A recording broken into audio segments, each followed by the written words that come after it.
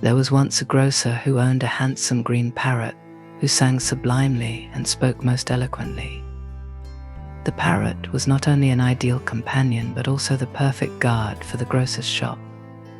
He kept watch all hours of the day and spoke amiably with the customers, entertaining them and thus increasing the grocer's sales. One day when the grocer left the shop in the parrot's care, having gone home for lunch, a cat suddenly ran into the shop chasing a mouse, frightening the bird.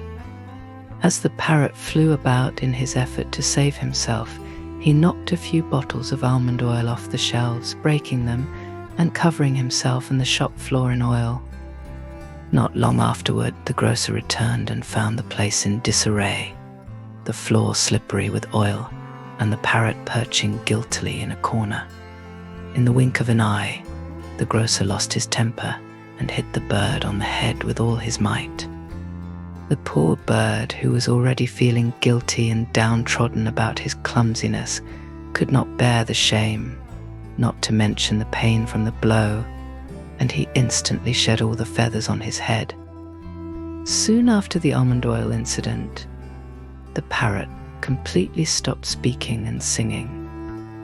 The grocer realized how grave his mistake had been in striking the bird. Not only had he lost his jolly companion, but he had also curtailed his thriving business. Having no one but himself to blame, he now felt dumbfounded that he had single-handedly threatened his very livelihood. "I wish I'd broken my hand," he lamented. "How could I have struck my sweet-voiced bird like that? How could I have behaved so monstrously?" The grocer began to give alms to each and every poor dervish who passed by his shop, hoping that by doing good deeds he might be forgiven, and his bird might again start to exercise his mesmerizing voice. After 3 days and nights of remorse and suffering the parrot's silence, the grocer came into luck. A bold dervish walked into the shop, and instantly the parrot began to speak. "Did you spill bottles of almond oil too?"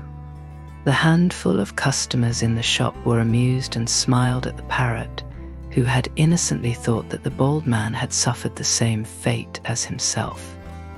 "Darling little parrot," said one of the customers compassionately, "never equate one action with another.